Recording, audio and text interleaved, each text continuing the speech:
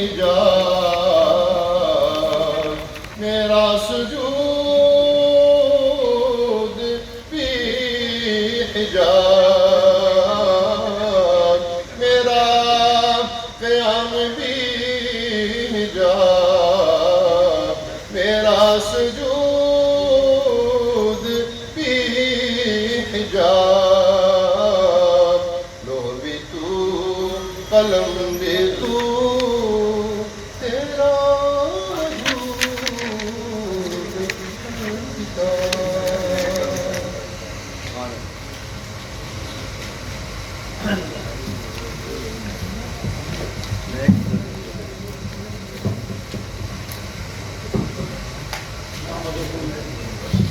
ونصلي ونسلم على رسوله الكريم، أما بعد، أعوذ بالله من الشيطان الرجيم، بسم الله الرحمن الرحيم، الصلاة والسلام عليك يا سيدي يا رسول الله، وسلم عليك وعلى آلك وأصحابك يا سيدي يا سيدي يا سيدي يا قابل صدر احترام معزز صحافی بھائیوں اور شرکاء محفل، السلام علیکم ورحمۃ اللہ وبرکاتہ۔ آج اس فقیر خالد سلطان القادری ناظم اعلیٰ جماعت رسول آپ کے سامنے حاضر ہیں، اور میرے ساتھ اس وقت جماعت اہل سنت کے مرکزی نائب ناظم اعلیٰ اول محترم جناب پروفیسر ڈاکٹر حمزہ مصطفی صاحب، اور صوبائی امیر محترم جناب سید شبیر حسین شاہ صاحب، اور ناظم انٹرنیشنل سنی کانفرنس علامہ مولانا محمد وزیر الطاہر علامہ مولانا محمد اکرم سعیدی صاحب ناظم اعلیٰ جماعت سے، پیر محمد گلزار نقشبندی امیر جماعت سنت، مفتی محمد اسلم ضیائی ناظم اعلیٰ جماعت پاکستان اسلام آباد،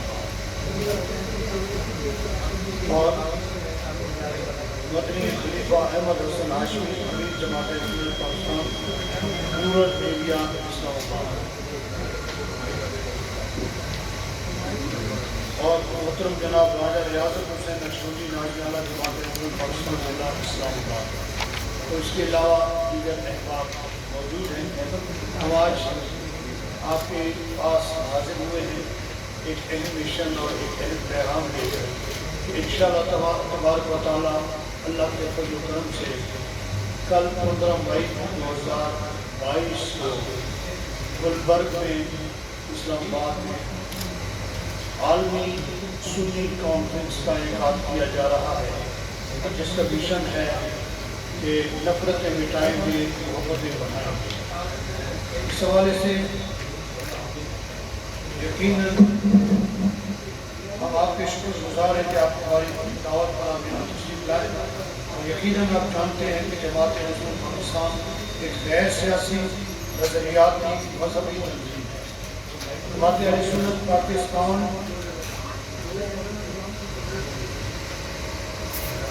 کے فروغ اور تحفظ کے لیے بھی ہمیشہ جدوجہد میں مصروف رہی ہے۔ آپ کو یہ جان کر خوشی ہوگی کہ آج تک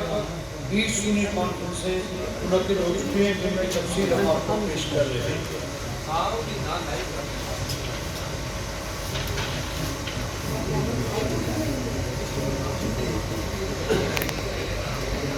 حالیہ سنی کانفرنس کی 21ویں انٹرنیشنل سنی کانفرنس ہے، جو کل 21 مئی 2022 کو محبوب چوک گلبرگ 15 مئی کو محبوب چوک گلبرگ گرین میں انعقاد پذیر ہوگی۔ ہمیشہ سنی کانفرنس کے پیش نظر اہم مقاصد ہوتے ہیں، جن کے حصول کے لیے پس از کانفرنس جدوجہد کی جاتی ہے۔ حالیہ کانفرنس کے پیش نظر نظریہ احیاء اہل سنت کا مقصد ہے، البتہ درج ذیل اہم اہداف اور مقاصد اس کانفرنس کے ایجنڈے میں شامل ہیں: تحفظ عقیدہ ختم نبوت صلی اللہ علیہ وسلم، تحفظ ناموس رسالت صلی اللہ علیہ وسلم، تحفظ ناموس اہل بیت، تحفظ ناموس صحابہ، اور نظریہ پاکستان کی حفاظت، اسلامی اقدار کا احیاء، استحکام پاکستان، عالمی استعمار کی عالم اسلام کی خلاف سازشوں کا مقابلہ۔ مختصر یہ ہے کہ انٹرنیشنل سنی کانفرنس کا پیغام یہ ہوگا کہ ہمیں ہر صورت اور ہر قیمت پر وطن عزیز پاکستان میں استحکام کو یقینی بنانا ہے۔ اس سلسلہ میں ہر قسم کے تعلق سے بالا تر ہو کر اس قوت کا ساتھ دینا ہے جو پاکستان کے استحکام کے لیے مخلص ہو۔ ہم نے ہر اندرونی اور بیرونی سازش کا ڈٹ کر مقابلہ کرنا ہے اور پاکستان کی سالمیت اور تحفظ کے لیے ہر قسم کی قربانی دینی ہے۔ الحمدللہ اس کانفرنس میں عالم اسلام کی چند معروف علمی شخصیات بھی تشریف لا رہی ہیں، جن میں شیخ الاسلام شیخ عبدالعزیز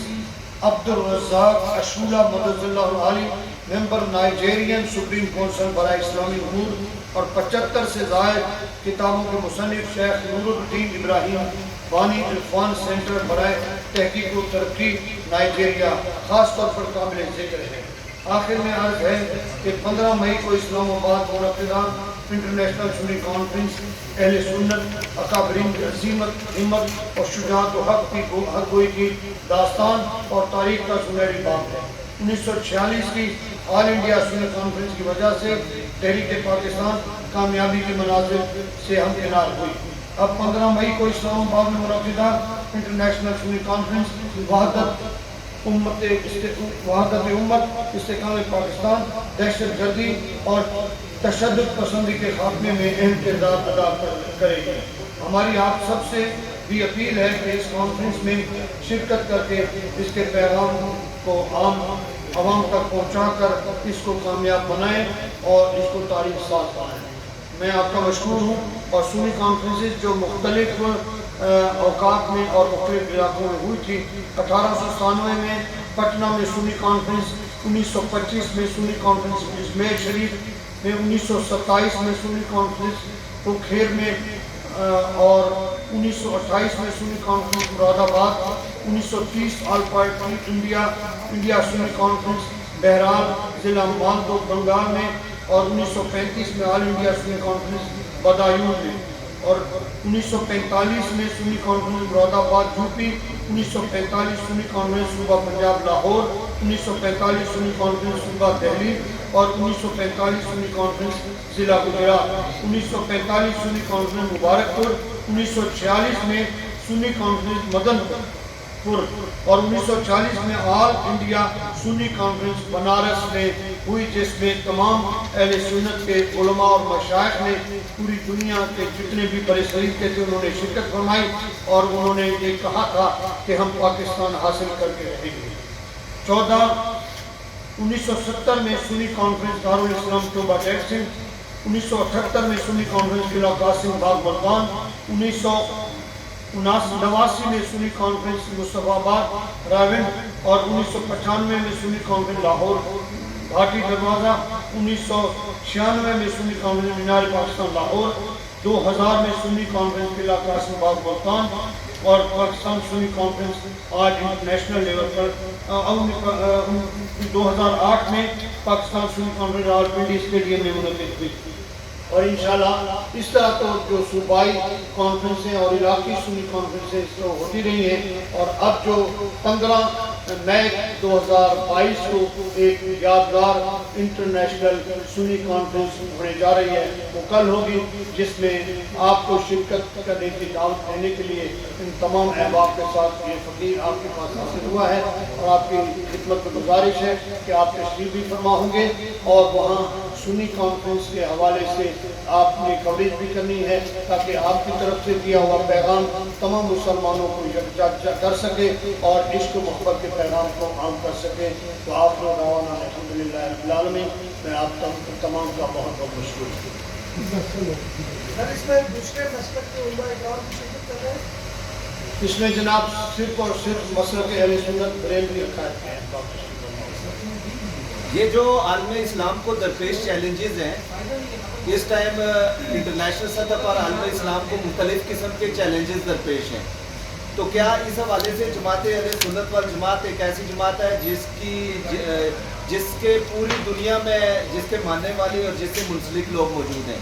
اس سنی کانفرنس میں کیا عالم اسلام کو درپیش مسائل کے حوالے سے کوئی جامع لائے عمل کے حوالے سے آپ کی حکمت عملی ہے؟ جی انشاءاللہ بالکل ہے، اور کل جب آپ سنی کانفرنس میں تشریف لائیں گے تو آپ کو اطمینان حاصل ہوگا، اور اسی وجہ سے ہم نے عالمی طور پر جو اسکالرز ہیں ان کو بھی ہم نے مدعو کیا ہوا ہے۔ جب سب کی طرف سے اب 2 نام تو پہنچ چکے ہیں، اس لیے میں نے ان کے نام لیے، باقیوں نے اب تک پہنچنا ہے۔ جب کل کانفرنس ہوگی تو انشاءاللہ تعالیٰ آپ کے سوال کا جواب آپ کو بالکل مل جائے گا۔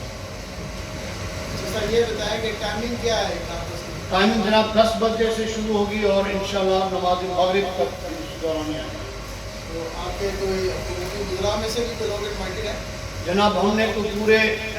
پاکستان میں بسنے والے عاشقان مصطفیٰ کو دعوت دی ہے، اس میں چاہے جس بھی سلسلے اور جس بھی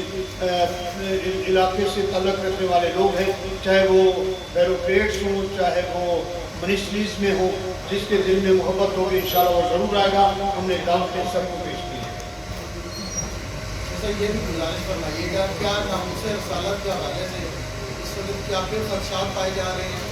یا کہ حکومت بھی چینج ہو چکی ہے اور وہ حکومت اس وقت انتظار میں ہے، جس کے حوالے سے ماضی میں کافی زیادہ ایشو ہوئے ہیں، کیا وہ ممتاز قادری کا ایشو ہو، کیا وہ 295 کا ایشو ہو؟ لیکن جس طرح آپ نے خود اس کی وضاحت فرمائی ہے کہ گزشتہ ادوار میں اس طرح کے حالات رہے ہیں کہ ناموس رسالت امام صلی اللہ علیہ وسلم کے سلسلے میں اہل سنت کو متحرک ہونا پڑا ہے۔ اب بھی ہم ایسا رول ادا کریں اور ہم ایسی باڈیاں تشکیل دیں تاکہ آئندہ کسی کو یہ جرأت اور ہمت ہی نہ ہو کہ ناموس رسالت صلی اللہ علیہ وسلم کی گستاخی کے مرتکب ہو سکے۔ مولانا صاحب یہ فرمائیے گا کہ اس حوالے سے ہم نے دیکھا ماضی میں بھی کہ اسلامی کا جو غلط استعمال کیا جاتا ہے اپنے ذاتی مفادات کے لیے یا ملکی منافع پھیلانے کے لیے باضابطہ ایجنڈے کے طور پر، اس کے تدارک کے لیے آپ کیا تجویز کرتے ہیں کہ اس طرح کی مدد کو غلط استعمال نہ کریں، اس کو روکنے کی آپ ایسے استعمال کی جانے چاہیے؟ اس میں الحمدللہ جماعت اہل سنت نے ہمیشہ رول ادا کیا ہے۔ جو غلط ہوتا ہے اس کو غلط قرار دیتے ہیں اور اس کو کنڈیم کرتے ہیں۔ جس طرح سے آپ نے دیکھا کہ سیالکوٹ میں جو واقعہ ہوا اس میں سب سے زیادہ رول اہل سنت نے ادا کیا، اور جماعت اہل سنت برسر افتخار آئی کہ بھئی جو کسی پر جھوٹے الزام لگا کے کسی کو قانون اپنے ہاتھ میں لے کر کسی کو قتل کرتا ہے اس کو ہم کسی صورت میں علماء حق اہل سنت کو قبول نہیں کرتے، اور اس کا تدارک ہم کرتے رہتے ہیں۔ لیکن اس میں حق یہ ہے کہ جو ہمارے عدلیہ ہے، عدلیہ کو اگر رول ادا کرنے کی ضرورت ہوتی ہے، وہ اگر صحیح پازیٹیو رول ادا کریں اور جن کو سزا دی جائے کا حکم ہو جائے، ان کو باقاعدہ فرد جرم عائد کرنے کے ساتھ ہی سزا دی جائے، تو میرا خیال ہے ملک میں انارکی پیدا نہیں ہوگی۔ جب وہاں سے ان کو لنگر آن کر دیا جاتا ہے اس میں عوام میں شک و شکوک پیدا ہوتے ہیں، اور پھر اس طرح کے جو خدشات ہیں وہ سمجھ آتے ہیں۔ ہماری طرف سے کوشش ہوتی ہے کہ کوئی ایسا غلط اقدام نہ کیا جائے۔ اچھا یہ ہے کہ مذہبی جماعتوں خاص کر کے یہ جو جماعت اہل سنت والجماعت ہے، اس کے بارے میں ایک پرسیپشن پائی جاتی تھی کہ یہ اس طریقے سے پرتشدد کارروائیاں نہیں کرتی، لیکن ماضی میں یہ گزشتہ چند سالوں میں دیکھا گیا ہے کہ آپ کے پروٹیسٹ میں بھی اس طریقے کی کارروائیاں دیکھنے میں آئی ہیں جو پرتشدد تھی۔ تو یہ جو آپ کی ساکھ کو متاثر کرنے والا یہ ایک سلسلہ ہے، اس کے بارے میں آپ کیا کہیں گے؟ عرض یہ ہے کہ سواد اعظم اہل سنت ایک بہت پاور ہے اور طاقت ہے، اور پوری دنیا کے اندر آپ نے خود فرمایا کہ پھیلی ہوئی ہے، اور ہر طرف سے ان کے فالوورز اور عقیدت مندان موجود ہیں۔ جہاں تک پراپر جماعت اہل سنت ہے، یہ غیر سیاسی مذہبی جماعت ہے۔ جماعت اہل سنت تمام تنظیمات کی مدر جماعت ہے۔ جماعت کی طرف سے آپ نے کبھی نہیں سنا ہوگا کہ کوئی ایسا مس ہیپ ہوا ہو، لیکن جو سیاسی جماعتیں بن جاتی ہیں اور دوسری طرف سے اگر کوئی ایسا معاملہ آ جاتا ہے تو اس میں بھی سب سے پہلے جماعت اہل سنت نے ان کے اندر رکاوٹ بھی پیدا کی اور سامنے بھی آئی۔ اور اس کے علاوہ آپ نے دیکھا ہوگا کہ بعض ایسے حالات ہوتے ہیں کہ کئی ایسے شواہد ملتے ہیں کہ جب ایسے کوئی احتجاج ہو اور کوئی ریلی چل رہی ہو، اس میں باہر کے کچھ لوگ ایسے انٹر ہو جاتے ہیں جن کی طرف سے کوئی ایسے معاملات ہوتے ہیں، اور اس کا جو سارا غلبہ ہے وہ اہل سنت پہ پڑتا ہے۔ سر یہ بتائیے گا کہ ایک طرف تو پاکستان کے اندر مذہبی منافرت پھیلائی جا رہی ہے یا یہ ایجنڈا کس کا یہ ایک الگ بحث ہے، لیکن دوسری طرف کوئی بھی مذہبی تنظیم ہے وہ جب احتجاج کرتی ہے یا کوئی اپنا دن مناتی ہے کچھ بھی کرتی ہے تو اس کی وجہ سے عام شہری جو ان کی زندگی میں مسائل پیدا ہوتے ہیں، کیا اسلام ہمیں اس چیز کا درس دیتا ہے کہ ہم عام شہری کی زندگی میں مسائل کم کرنے کے بجائے بڑھائیں؟ جی نہیں، کبھی اسلام اس کی اجازت نہیں دیتا، اور نہ ہی کوئی ایسی تنظیم ایسی تحریک ہمارے اہل سنت کے اندر جو عوام کو تکلیف مار نکلے۔ باقی یہ ہوتا ہے کہ جب احتجاج کرنے کے لیے کوئی بندہ نکلتا ہے، پہلے ایسا نہیں ہوتا تھا کہ کنٹینر سامنے کھڑے کر کے آپ راستے بند کر دیں اور لوگوں پر لاٹھی چارج کریں اور لوگوں پر آپ فائرنگ کرنا شروع کر دیں۔ جب فائرنگ ہوگی، بھاگ دوڑ ہوگی تو اس اور کنٹینر کھڑے ہوں گے تو ظاہر عوام تو پریشان ہوگی۔ اگر سموتھلی ایک ریلا جا رہے ہیں، وہ اپنا کنٹیسٹ ریکارڈ کرانے کے لیے جا رہے ہیں، اگر میں آ رہا ہوں اپنے 1000 بندوں کے ساتھ آپ کے پریس کلب میں آپ کا اپنا احتجاج درج کروانے کے لیے، اور راستے میں اگر رکاوٹیں ہوں گی تو پتہ تو نہیں ہے کہ اس کے ساتھ کیا ہوگا۔ اس طریقے سے ہوتا ہے، اگر حکومتیں رکاوٹیں ڈالنا چھوڑ دیں تو میں سمجھتا ہوں کبھی ایسا کام نہیں ہوگا۔ تو اس میں مشورہ ایک سر یہ بھی ہے کہ پوری دنیا کے اندر جہاں احتجاج کیے جاتے ہیں، ظاہر احتجاج ریکارڈ کروائے جاتے ہیں، وہ ایک جگہ مختص کی جاتی ہے۔ کیا تمام مذہبی تنظیمیں اور سیاسی تنظیمیں اور یہ سب لوگ یہ متفقہ ایک فیصلہ کریں کہ ہم نے اگر احتجاج ریکارڈ کروانا ہے تو شہر کے اندر یہ والی جگہ ہے تاکہ دیگر شہری اس میں متاثر؟ جی بالکل، ہم اس میں ایگری ہیں، اور ہماری جماعت کی طرف سے ہم حکومت کو بھی کہتے ہیں کہ اگر حکومت ایک جگہ مختص کرے تو انشاءاللہ تعالی ہماری جماعت کے لوگ اس چیز کو ضرور قبول کریں گے کہ ہم ایک ہی جگہ پہ احتجاج ہو اور وہاں احتجاج کر کے اپنے احتجاج نوٹ کرا کے چلے جائیں۔ یہ حکومت کا کام ہے، حکومت کرے گی تو ہم بات کریں۔ بہت شکریہ۔ اچھا سر، آخری سوال ہے کہ مختلف سیاسی جماعتیں اقتدار میں آنے کے لیے مدینہ کی ریاست کی مثال دیتی ہیں کہ ہم اقتدار میں آئیں گے تو اس ملک کو مدینہ کی ریاست کی طرح بنائیں گے۔ کیا آپ پارلیمنٹ میں ہونے والی قانون سازی کو اسلام کے مطابق دیکھ رہے ہیں یا اس حوالے سے آپ نے کوئی تجاویز تیار کی ہے؟ جی ہماری تجاویز تو بہت ساری ہیں، ہم نے تیار بھی کی اور پہنچانے کی بھی کوشش کی ہے، لیکن جو سیاسی لوگ ہوتے ہیں وہ صرف سیاسی بات کرتے ہیں، عملی اقدام نہیں اٹھاتے۔ جب عملی اقدام کی طرف آئیں گے تو میں سمجھتا ہوں کہ سب سے مضبوط ترین مسودہ اہل سنت کا ہوگا، جماعت اہل سنت کا جو ان کو پیش کریں۔ بہت شکریہ۔ بالکل آپ نے صحیح فرمایا، اور ہمارا مشن ہی یہی ہے کہ نفرتیں مٹائیں گے، محبتیں بڑھائیں گے۔ ہماری جماعت اہل سنت نے اسی بنیاد پر ہی انٹرنیشنل سنی کانفرنس انعقاد کرنے کا سوچا کہ یہ جو عدم برداشت کا سلسلہ ہمارے وطن میں چل پڑا ہے، یہ کہیں آگے چل کر قتل و غارت پہ نہ آ جائے اور پھر ہمارے ملک کے اندر انارکی پھیل جائے اور ہمارا ملک جو ہے انسٹیبل نہ ہو جائے۔ اس حوالے سے ہی ہماری سوچ فکر یہی ہے۔ انشاءاللہ تعالیٰ کل کانفرنس میں اس پر آپ کو ضرور گفتگو ملے گی، ہمارے جتنے بھی گفتگو کرنے والے احباب ہوں گے اس کا استحباب ضرور کریں گے۔ بات بڑی باتیں وہ سیاست کے ساتھ چل رہے ہیں، ان کو آپ لوگ کیسے قائل کریں گے کہ وہ بھی آپ کے مشن کے ساتھ چلنا چاہتے ہیں؟ ہماری چونکہ غیر سیاسی جماعت ہے اور یہ غیر سیاسی جماعت ہونے کے ناطے تمام خانقاہیں، تمام درباریں ہمارے ساتھ ہیں۔ اب جہاں تک جو بھی کسی سیاسی جماعت میں کسی بھی خانقاہ سے تعلق رکھنے والا شہزادہ تو وہ ان کا اپنی جماعت کا ایجنڈا اپنا ہے، لیکن جہاں تک ہماری فکر ہے، ہماری سوچ ہے، ہمارا نظریہ ہے، اس میں ہمارے ساتھ متفق ہو کر وہ جماعت میں آئیں گے اور جماعت اہل سنت کے پیغام میں ساتھ چلیں گے تو ظاہر ہے اس سے فائدہ حاصل کر کے وہ اپنی جماعت تک بھی پہنچائیں گے۔